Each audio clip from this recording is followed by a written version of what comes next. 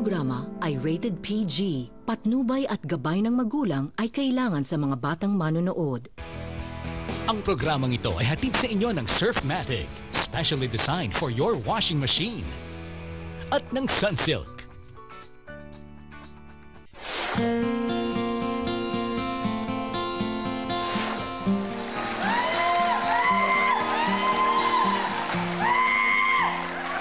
Yan daw talaga yung...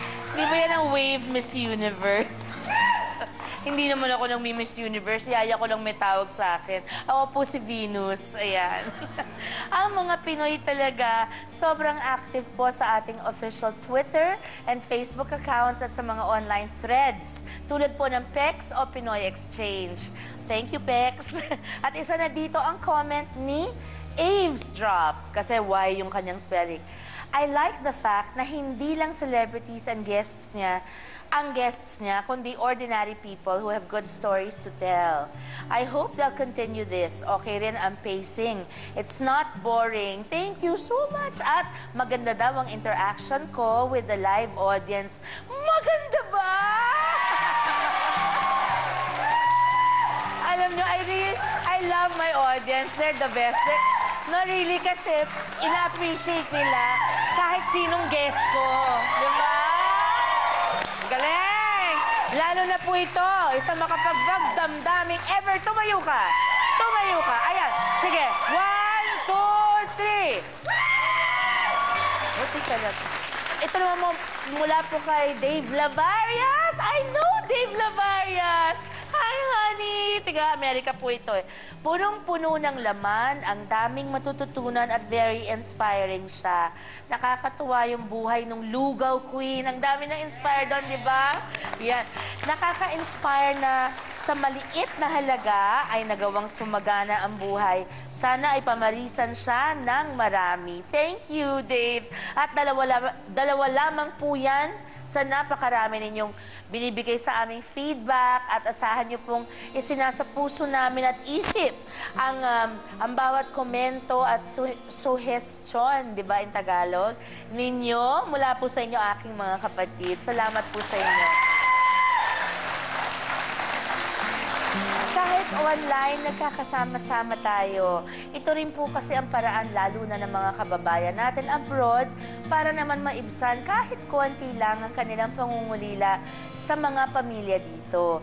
Para po sa atin, wala nang masihigit pa sa pagpapahalaga natin sa pamilya kasi yan po ay isang ugaling hinahangaan din ng lahat. Saan man po sa mundo, iba talaga tayong mga Pinoy. Kaya nga ang iba, gusto rin maging Pinoy. At ang mga may dugong Pinoy tulad natin, ninanamnam naman ang pagiging Pilipino. At makilala natin ngayon, mga kapatid, ngayong hapon po, ang ilan lamang sa kanila. Actually, 2 sa kanila. Ako po si Sharon, kasama mo, kapatid.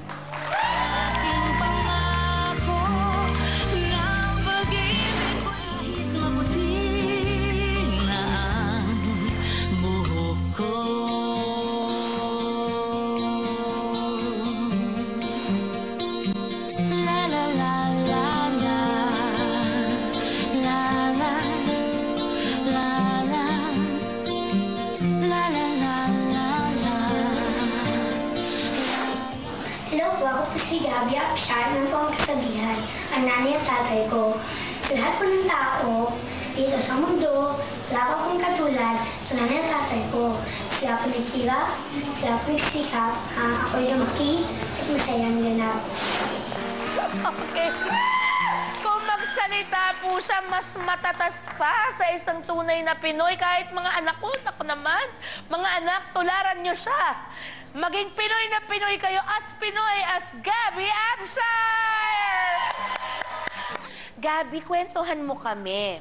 Kasi ang mami at daddy mo, parehong Amerikano, di ba?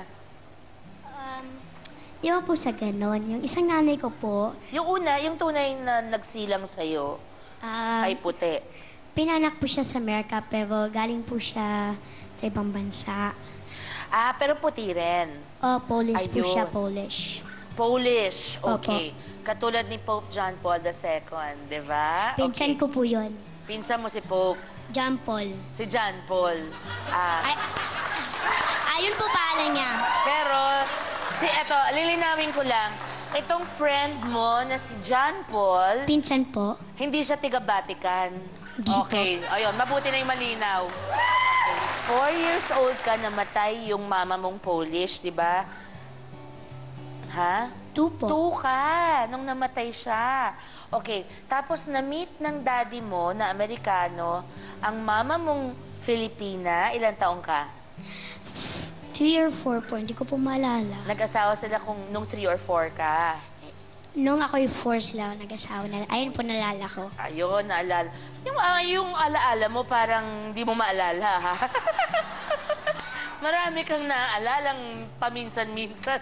Bumabalik, nawawala. Tama po kayo doon.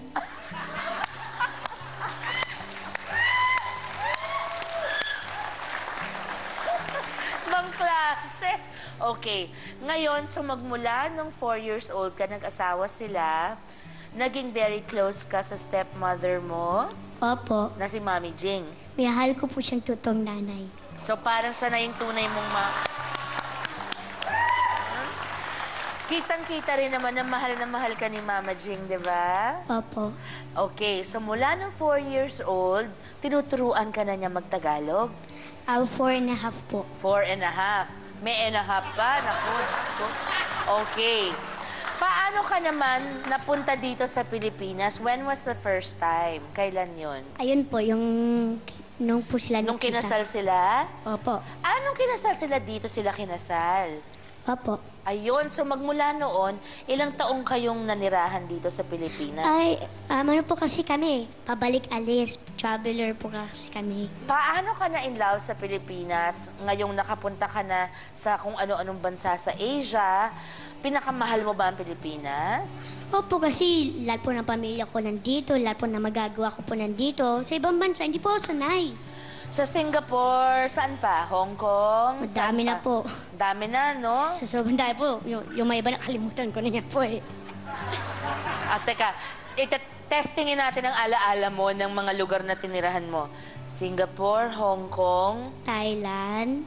Tumira ka sa Thailand? Opo. Gaano katagal? Ay, paalis-alis din po kami dun. Lagi po kami paalis-alis sa mga bansa. Paalis, kung saan-saan kayo palipat-lipat. Opo. Pero ang galing-galing mo magtagalog. Dahil kinalakihan mo ba ito? Opo. Pero, I mean, obviously, pero magaling ka pa rin mag-English. Of course po. When you talk to your dad, I speak in English because Dad's not very good in Tagalog.